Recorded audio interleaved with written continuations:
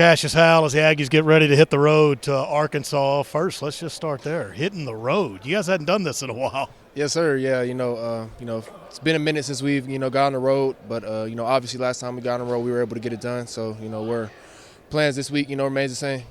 Just continue to practice and do the things that we know that we need to do, and hopefully come out with the victory.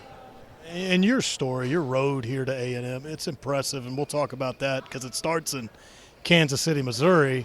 First, let me ask, that make you a Chiefs fan because they play pretty good football there? Yeah, of course. I always stayed down for them, whenever they weren't, good, back in the old days or whatever. But so, I gotta, I guess, hop on the bandwagon now. I definitely would say I'm a Chiefs fan. Coming out of Kansas City, you go to Bowling Green first.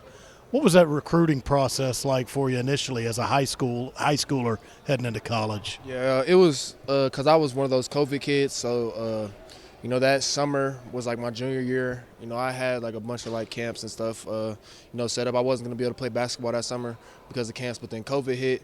And, obviously everything got shut down. So, I just really just getting recruited, just a lot of people kind of just went their other direction. Just kind of told me they didn't have enough roster spots or just whatever the reason was. I obviously kind of fell behind in my recruitment.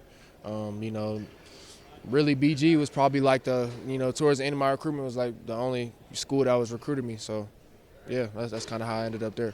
Does that put a chip on your shoulder? Do you enter college saying maybe there's a little something to prove? Yeah, because like I always knew, deep down, I just felt like I could always play at the highest level. Just I just haven't been able to get the the platform, get the offers that I wanted. But even up to this point, it's just like you said, it keeps a chip on my shoulder, and it allows me to go to the places like.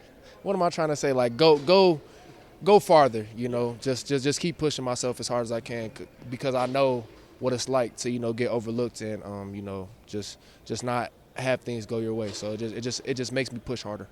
When a place like A&M and the SEC come calling and you see that as an opportunity, do you kind of look back and see where you came from and appreciate the fact that you're at this school and in this league? Yeah, most definitely. It's all praise to God as to how I've got here, after going through so much just as far as my recruitment and going from not being recruited to being recruited is just got to give my praise to God. It's definitely a good feeling though to know that hard work pays off and it just kind of makes me want to continue to working hard and to see what else I could achieve. And we see you playing great these days. You're close to the top of the nation when it comes to sacks. Now, we've seen you get 3 sacks in 2 different games. That puts you in the company of a guy named Von Miller who did it around here. How much do you know about him? Are you aware of his exploits here at A&M? Yeah, I know, Von Miller was obviously a great player that came through here. It's a blessing to be able to be compared to someone, who's obviously has did it at every level, is obviously currently still in the league, thriving, doing his thing. So, it's obviously, it means a lot to be able to, be in those same type of conversations as him. We're also hearing more about the flow state that you've mentioned when you get these sacks in abundance. Where'd you pick up on that, and what is your best description of it?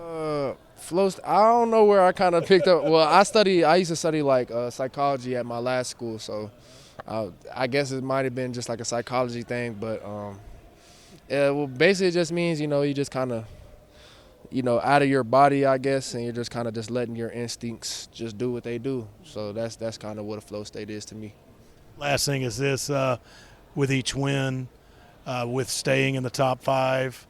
People are coming for you. They put that target on A&M's back, but we've talked to a lot of guys about this. Doesn't seem to bother you guys a whole lot. You guys don't seem to flinch at that.